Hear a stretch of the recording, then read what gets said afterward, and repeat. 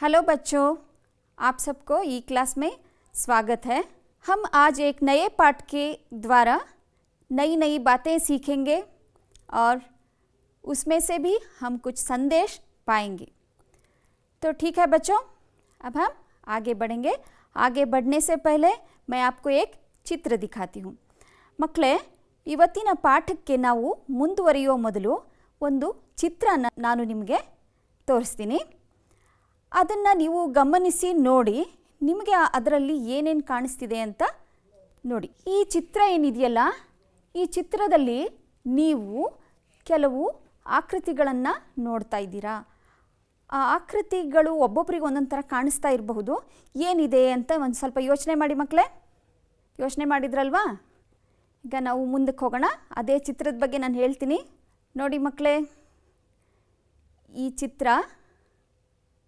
ಏನು ತೋರಿಸ್ತಾ ಇದೆ ನಮಗೆ? ಒಂದು ಇಂಗ್ಲಿಷ್ ಪದವನ್ನು ತೋರಿಸ್ತಾ ಇದೆ.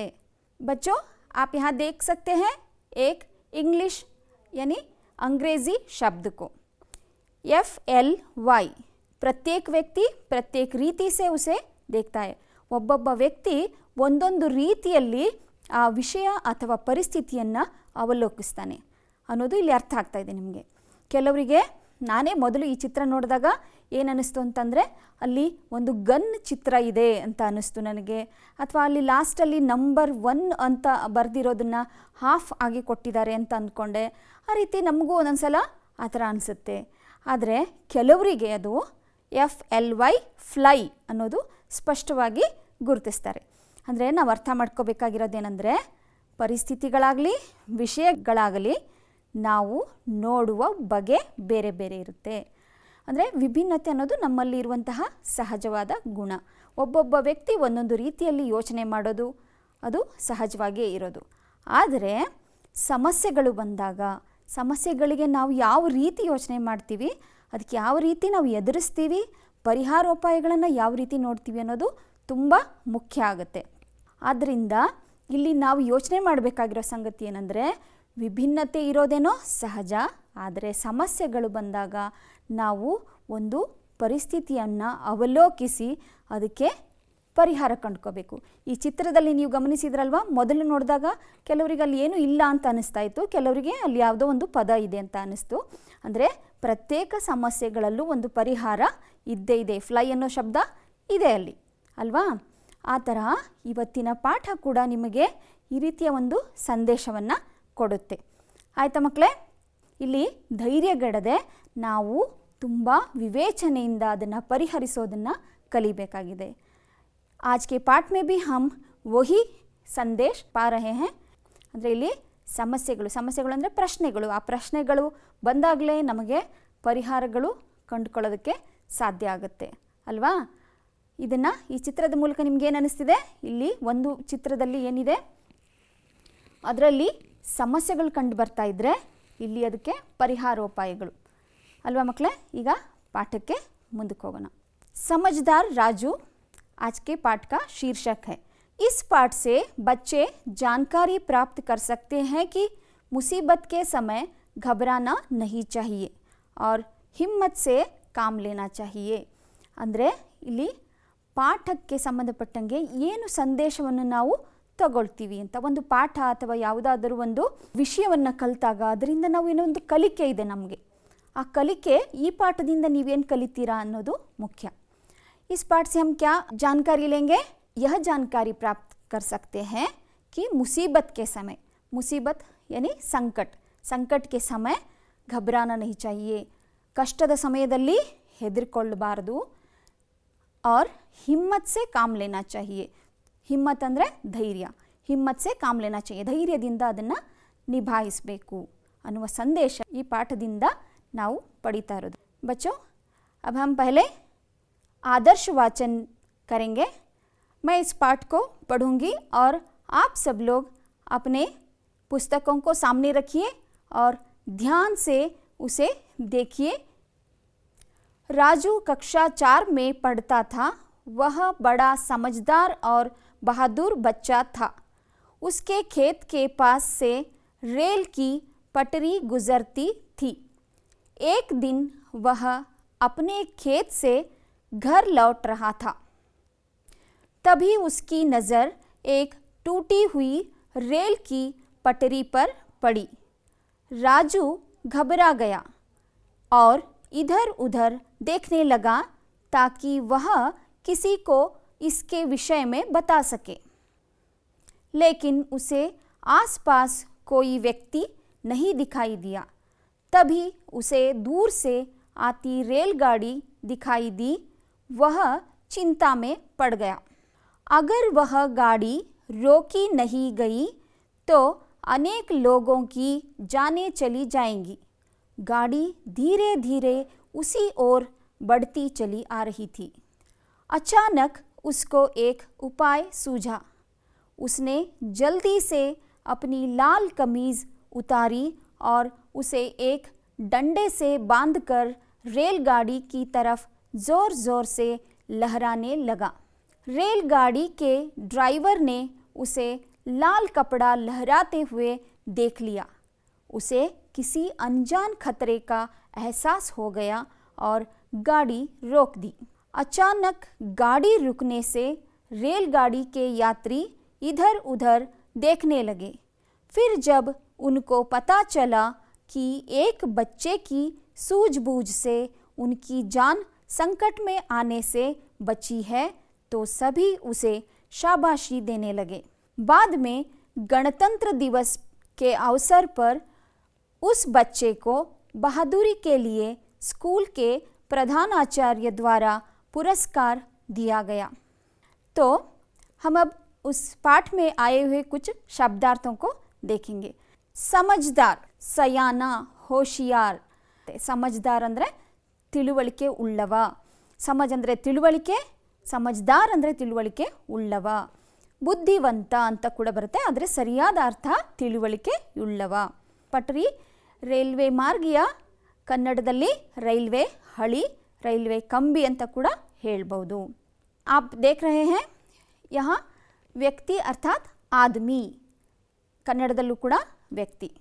ಅಚಾನಕ್, ಏಕಾಏಕ್, ಸಡನ್ಲಿ ಅಂತ ಹೇಳ್ತೀವಲ್ಲ ನಾವು ಇಂಗ್ಲೀಷಲ್ಲಿ, ಸಡನ್ನಾಗಿ, ಇದ್ದಕ್ಕಿದ್ದಂತೆ. ಅವಸರ್, ಅವಸರ್ ಅಂತಂದರೆ ಇಲ್ಲಿ ನಾವು ಕನ್ನಡದಲ್ಲಿ ಅವಸರ ಅಂತಂದರೆ ಗಡಿಬಿಡಿ ಅಂತ ಅನ್ನುವ ಅರ್ಥ ಕೊಡುತ್ತೆ, ಆದರೆ ಇಲ್ಲಿ ಆ ಅರ್ಥ ಬರಲ್ಲ. ಅವಸರ್ ಕ ಅರ್ಥ ಮೌಕಾ ಅಂದರೆ ಸಂದರ್ಭ, ಆ ಸಂದರ್ಭದಲ್ಲಿ ಅಂತ ಹೇಳ್ತೀವಲ್ಲ ಆ ಥರ. ಅವಸರ್, ಮೌಕಾ, ಕನ್ನಡದಲ್ಲಿ ಸಂದರ್ಭ. ಬಹದ್ದೂರ್, ಸಾಹಸಿ, ಕನ್ನಡದಲ್ಲೂ ಕೂಡ ಸಾಹಸಿ. ನಜರ್, ನಜರ್ ಕ ಅರ್ಥ ನಿಗಾಹ. ನಿಗಾಹ ಅಂದರೆ ದೃಷ್ಟಿ ಅಂತ. ನಾವು ಯಾವುದಾದ್ರೂ ಒಂದು ವಸ್ತುವನ್ನು ನೋಡೋದನ್ನು ನೋಟ ಅಂತ ಕರಿತೀವಲ್ಲ, ಅದಕ್ಕೆ ನಿಗಾಹ ಅಂತಾರೆ. ಚಿಂತಾ, ಚಿಂತಾ ಕ ಅರ್ಥ ಸೋಚ್, ವಿಚಾರ ಕರ್ನ, ಫಿಕರ್ ಕರ್ನ ಅಂದರೆ ಕನ್ನಡದಲ್ಲಿ ಯೋಚಿಸುವುದು, ಯೋಚನೆ ಮಾಡೋದಕ್ಕೆ ಚಿಂತಾ ಕರ್ನ ಅಂತ ಹೇಳ್ತಾರೆ. ರುಕ್ನ, ರುಕ್ನ ಅಂದರೆ ठहरना, निल्लू. ठहरना और रुकना दोनों समानार्थक शब्द है. पुरस्कार, पुरस्कार का अर्थ है इनाम. ಕನ್ನಡದಲ್ಲೂ ಕೂಡ ಇನಾಮು ಅಂತ ಕೂಡ ಕರೀತಾರೆ. ಪುರಸ್ಕಾರ ಅಂದರೆ ನಿಮಗೆ ಅರ್ಥ ಆಗಿದೆ ಅಲ್ವಾ. ಕಮೀಜ್, ಕಮೀಜ್ ಅಂದರೆ ಶರ್ಟ್, ಅಂಗಿ. ಲೌಟ್ನ, ವಾಪಸ್ ಆನ, ಮರಳಿ ಬರೋದು ಅಂದರೆ ಯಾವುದಾದ್ರೂ ಕಡೆ ನಾವು ಹೋಗಿ ಮತ್ತೆ ವಾಪಸ್ ಬರೋದನ್ನು ಲೌಟ್ನ ಅಂತ ಹೇಳ್ತಾರೆ. ಖೇತ್, ಹೊಲ, ಗದ್ದೆಗಳು. ಟೂಟಿ ಹುಯಿ, ಟೂಟಿ ಹುಯಿ, ಇದೆಲ್ಲ ಕೆಲವು ಅರ್ಥಗಳನ್ನು ನಾನು ನಿಮ್ಮ ಶಬ್ದಾರ್ಥದ ಪುಸ್ತಕದಲ್ಲಿ ಇಲ್ಲ, ಅದನ್ನು ನಾನು ಇನ್ನೂ ಎಕ್ಸ್ಟ್ರಾ ಆಗಿ ಕೊಟ್ಟಿರೋದು. ಟೂಟಿ ಹುಯಿ ಅಂತಂದರೆ ಮುರಿದಿರುವ, ಒಡೆದಿರುವ. ಕನ್ನಡದಲ್ಲಾದರೆ ನಾವು ಗಾಜು ಒಡೆದಿರೋದು ಅಂತ ಹೇಳ್ತೀವಿ, ಟೇಬಲ್ ಮುರಿದಿರೋದು ಅಂತ ಹೇಳ್ತೀವಿ. ಆದರೆ ಹಿಂದಿಯಲ್ಲಿ ಎರಡಕ್ಕೂ ಒಂದೇ ರೀತಿಯಲ್ಲಿ ಟೂಟಿ ಹುಯಿ ಅಂತಲೇ ಹೇಳ್ತಾರೆ. ಟೂಟಿ ಹುಯಿ ಇದಕ್ಕೆ ಕನ್ನಡದಲ್ಲಿ ಅರ್ಥ ಮುರಿದಿರುವ, ಒಡೆದಿರುವ ಎರಡೂ ಆಗುತ್ತೆ. ಘಬರಾನ, ಡರ್ನ, ಭಯ ಪಡುವುದು ಕನ್ನಡದಲ್ಲಿ. ರೋಕ್ನ, ತಡೆಯುವುದು. ಖತ್ರಾ, ಖತ್ರಾ का अर्थ है ಅಪಾಯ, ಕನ್ನಡದಲ್ಲೂ ಕೂಡ ಅಪಾಯ. ಲೇಕಿನ್, ಲೇಕಿನ್ ಅಂದರೆ ಆದರೆ. ಅಹಸಾಸ್, ಅಹಸಾಸ್ का अर्थ है ಆಭಾಸ್ ಹೋನಾ, ಅರಿವು ಅಂದರೆ ಯಾವುದೋ ಒಂದು ಒಳ್ಳೆಯದೋ ಕೆಟ್ಟದೋ ಏನೋ ಒಂದು ಮನಸ್ಸಿಗೆ ಮೊದಲೇ ಅದರ ಒಂದು ಅನುಭವ ಆಗ್ತಾ ಇರುತ್ತಲ್ಲ, ಅರಿವಾಗ್ತಿರುತ್ತಲ್ಲ, ಅದಕ್ಕೆ ಅಹಸಾಸ್ ಅಂತ ಕರೀತಾರೆ. ಸೂಜ್ಬೂಜ್, ಸೂಜ್ಬೂಜ್ ಯಾನಿ ವಿವೇಚನೆ, ಕನ್ನಡದಲ್ಲಿ ವಿವೇಚನೆ. ಲೋಗ್, ಲೋಗ್ का अर्थ है जन, ಜನರು. ಅನ್ಜಾನ್, ಅನ್ಜಾನ್ ಅಂದರೆ ಅಪರಿಚಿತ ಅಥವಾ ಗೊತ್ತಿಲ್ಲದ. ವ್ಯಕ್ತಿ ಆಗಿದ್ದರೆ ಅಪರಿಚಿತ ಅಂತ ಹೇಳ್ಬೋದು, ಪರಿಸ್ಥಿತಿ ಆದರೆ ಗೊತ್ತಿಲ್ಲದ ಅಂತ ಹೇಳ್ಬೋದು. ರಾಜು ಕಕ್ಷಾ 4 में पढ़ता था. कौन सी कक्षा में पढ़ता था राजू? कक्षा 4 में यानी चौथी कक्षा में, 4ನೇ ತರಗತಿಯಲ್ಲಿ ರಾಜು ಓದ್ತಾ ಇದ್ದ. वह बड़ा समझदार और बहादुर बच्चा था. उसके खेत के पास से रेल की पटरी गुजरती थी. ಅವನ ಹೊಲ ಅಥವಾ ಗದ್ದೆಯ ಹತ್ತಿರದಲ್ಲಿಯೇ ಒಂದು ರೈಲ್ವೆ ಹಳಿ ಸಾಗುತ್ತಿತ್ತು. ಗುಜರ್ತಿ ಥಿ, ಸಾಗುತ್ತಿತ್ತು. बच्चों, जो अलग रंग में दिखाया गया है, जो इन शब्दों को दिखाया गया है, उनको आप चित्र में देखकर समझ सकते हैं उनका अर्थ. खेत, होला अथवा गद्दे, पटरी, रैलू, हड़ी. एक दिन वह अपने खेत से घर लौट रहा था. राजू कहाँ से लौट रहा था? खेत से लौट रहा था. जैसे आप लोग छुट्टियों में कहीं बाहर घूमते हैं, अपने खेत की तरफ जाते हैं, उसी प्रकार राजू भी अपने खेत से लौट रहा था. तभी उसकी नज़र एक टूटी हुई रेल की पटरी पर पड़ी. ರಾಜು ತನ್ನ ಹೊಲದಿಂದ ಮರಳಿ ಬರ್ತಾ ಇದ್ದ. ಅದೇ ಸಮಯದಲ್ಲಿ ಅವನಿಗೆ ಒಂದು ಮುರಿದಿರುವ ರೈಲಿನ ಕಂಬಿ ಕಾಣಿಸಿತು. ಟೂಟಿ ಹುಯಿ ರೇಲ್ ಕಿ ಪಟರಿ ಪರ್ ಉಸ್ಕಿ ನಜರ್ ಪಡಿ. ರಾಜು ಘಬರಾ ಗಯಾ. ರಾಜುಗೆ ಭಯ ಆಯಿತು. जैसे हमेशा किसी आतंक के समय होता है, वही राजू के साथ भी हुआ. राजू घबरा गया क्योंकि वह देख रहा था कि पटरी टूटी हुई है. ರೈಲ್ವೆ ಹಳಿ ಮುರಿದಿರೋದ್ರಿಂದ ಸಹಜವಾಗಿ ಅವನಿಗೆ ಭಯ ಆಯಿತು. राजू घबरा गया और इधर उधर देखने लगा. इधर उधर क्यों देखने लगा? ताकि वह किसी को इसके विषय में बता सके. जब हमें कोई समस्या आती है तो हम सबसे पहले आसपास देखते हैं.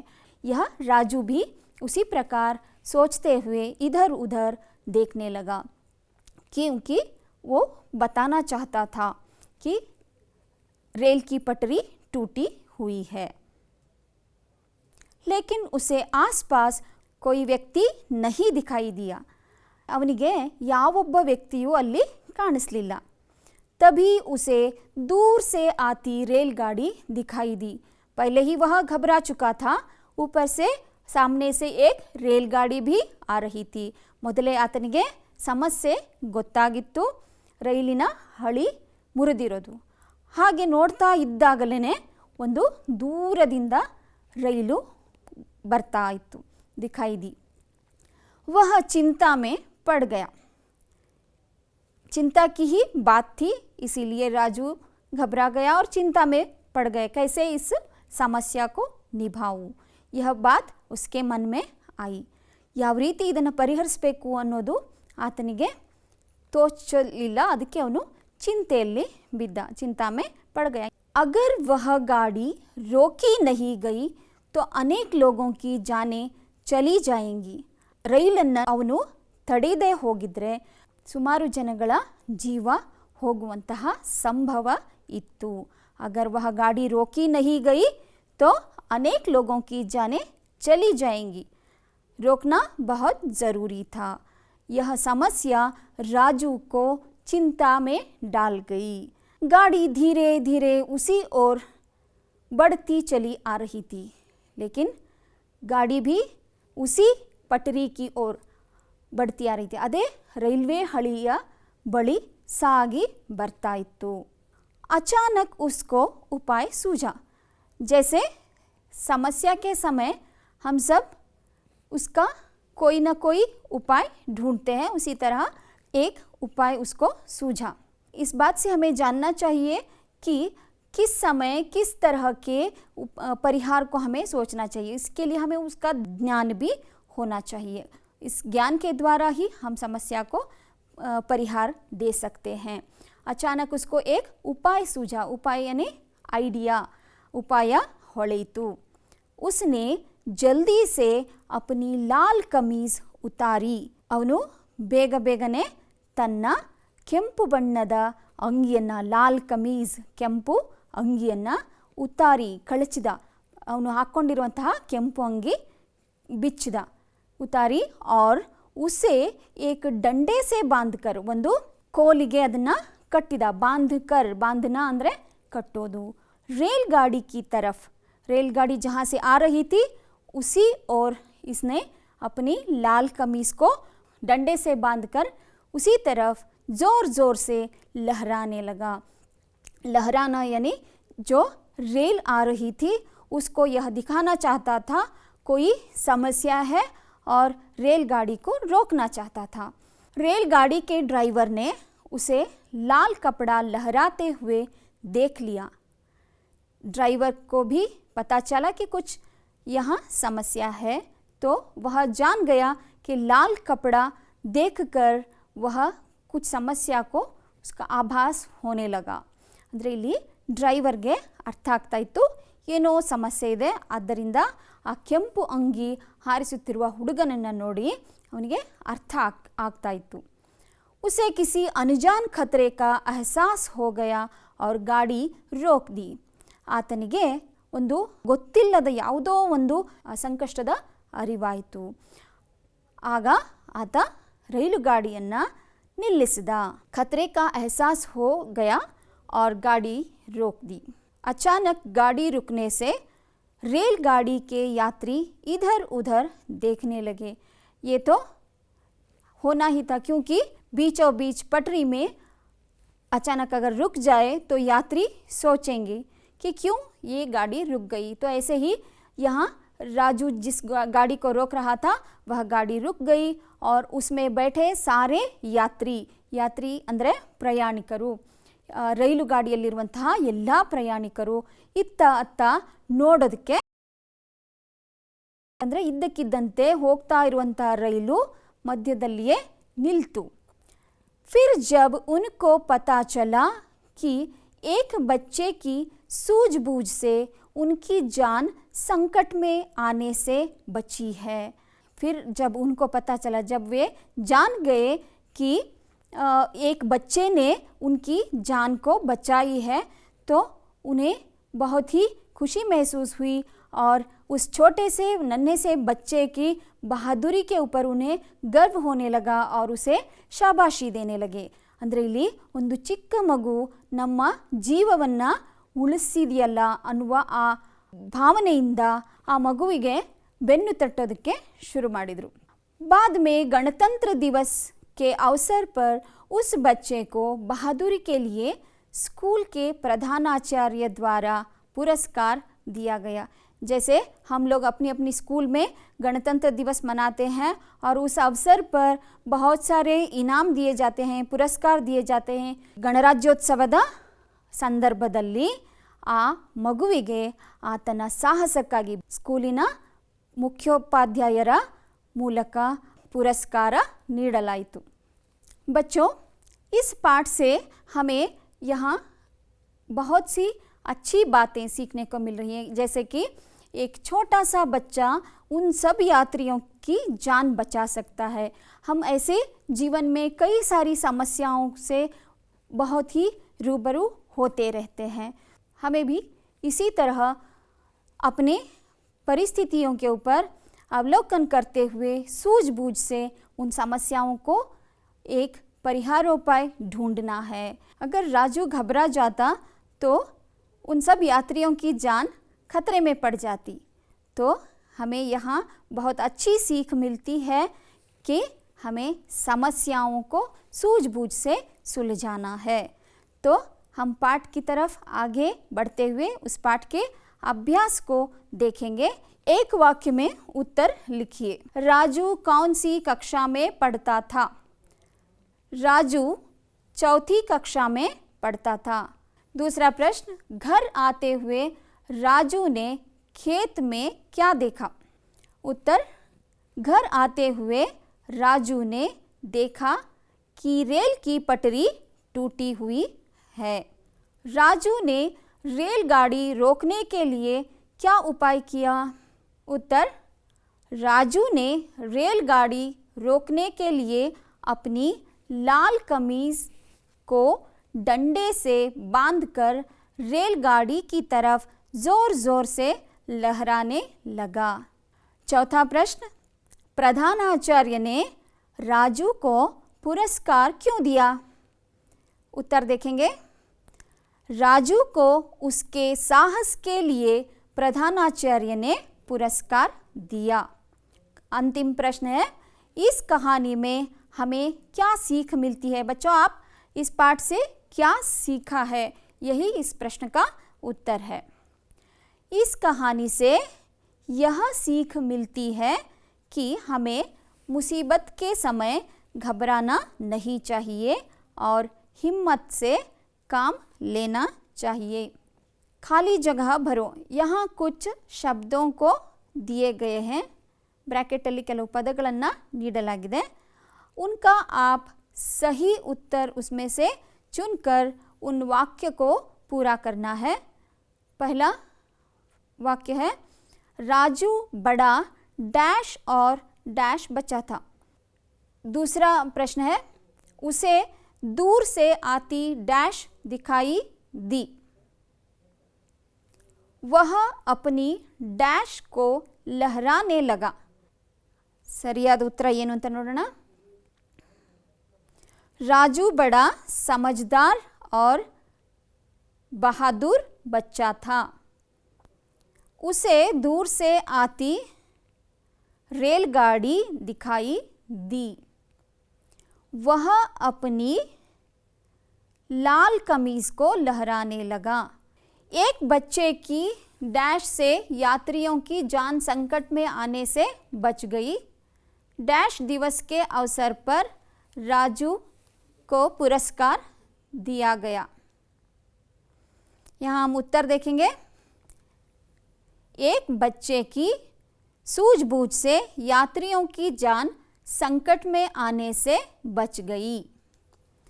गणतंत्र दिवस के अवसर पर राजू को पुरस्कार दिया गया।